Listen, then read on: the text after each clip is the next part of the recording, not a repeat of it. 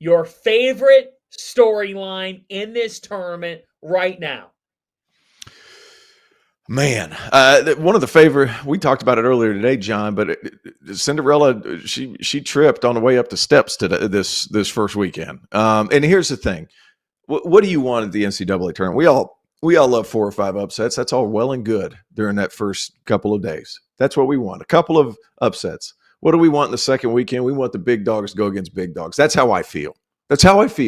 I like it when Houston's playing Purdue. I like it when you have Florida and Maryland. I like it when it's Kentucky, Tennessee in the Sweet 16. Let the big dogs eat. We're not going to have any 20-point games there in that second. At least I hope not. But I just love the matchups this tournament has created for the second weekend. And I'll be honest, guys, I thought the first weekend, I think flop is a strong word. But we were used to the Oaklands hitting a buzzer beater over Kentucky to win. We're used to St. Peter's doing all this. I thought it was a flop.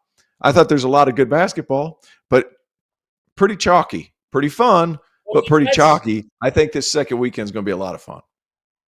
Well, then let's talk about what was not chalky, Tia. Okay. And let's talk Randolph Childress. Let's give John Calipari his flowers. Give him his flowers. Because the Arkansas Razorbacks were 0-5 in the SEC, 11-7 overall. Everybody and their mother was burying them. People in Lexington were laughing. Cal comes out the tunnel at Rupp. RC, that night changed everything. Let's go down to the West, Randolph. What do you make of Cal making the Sweet 16, and how surprised are you? If not for Maryland making the shot at the end of the game and winning a buzzer beater, there's some interesting matchups, and we got all the number ones. But Cal being in right now, Arkansas getting just where they are has to be the surprise team. This team was left for dead when Boogie Flan got hurt. Myself included, I'm in the front of this. I thought they were in trouble because of what he meant to that team. I didn't see this group turning it around the way they did. I thought it was over. We all did. And Kyle said it best. You buried us and you forgot to put the nail in the coffin. And we all did that. But to see what this team did and how they responded, man, credit to him, credit to them. You just got to give Cal his flowers, and to do it the first year coming out of, and with all the success and all the flowers we're giving to Mark Pope at Kentucky, Cal just reminding you guys, like, I'm still him, like I'm still that guy, and he always does it with a flair and a swag, and he's just letting you know I still got it, I still got my fastball.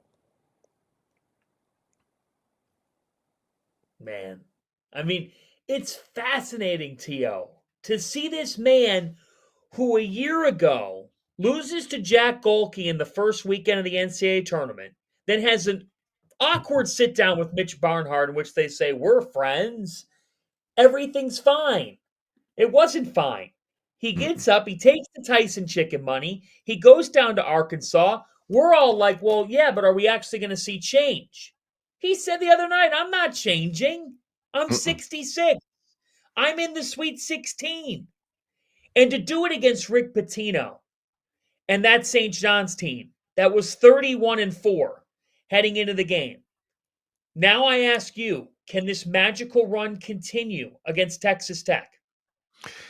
I think it's going to be hard, but I also want to think back a little bit to the 2 games they had. Thank you, Calipari, for putting Kansas and their fans out of this misery that they've been in since January? Kansas fans have had a hard year. Huh? Since the season started. I mean, a hard 2 years. And thank you for doing that. You did. Kansas fans should send Cal a thank you card for ending this nonsense. That's number one.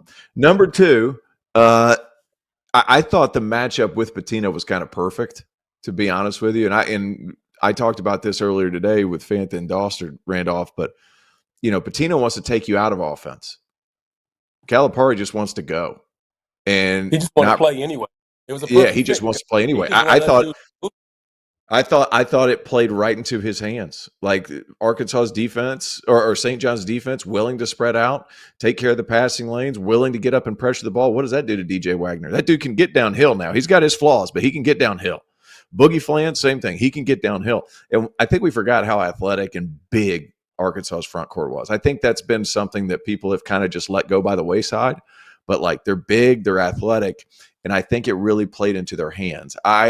He's right, he shouldn't change if it's still going to work. Here's my question against Tech, because McCaslin does things a little different. He's going to scout it a little different. It's going to be a different style of play. I think Texas Tech wins that game, but it's not because of a lack of talent at Arkansas. I do think that they're going to close up the lane a little bit more and eliminate some of these abilities to catch off to get a catch off the pass and just go. Because if you're willing to get into the lane and collapse the defense, you can make some things happen. If they're already collapsed before the play even starts, it's going to be a little bit different. So I think Texas Tech wins this game coming up in a week or so to prepare for Grant McCaslin. Are you kidding me? It's going to be interesting. I think Cal has done a fantastic job in what he did after losing their first 5 games in SEC play, to be able to galvanize his troops and get those guys playing hard and playing for him. Says a lot about the kind of relationships he has with his players. I think it's huge. But I also think, he ran into 2 teams that fit his style of play perfectly, which that's what the NCAA tournament's about anyway. How's that going to carry over into week 2 when you're playing a Texas Tech team that's going to operate in a different manner defensively? That really intrigues me. I give them credit, though. I thought they matched. I thought they Absolutely. played with a level of physicality and toughness that you questioned in Arkansas.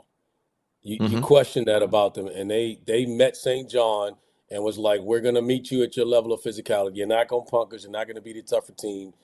And they won. And you got to give them a ton of credit for that. So I think it was great just for Kyle because of all of what he couldn't do. Not being able to get past the first round.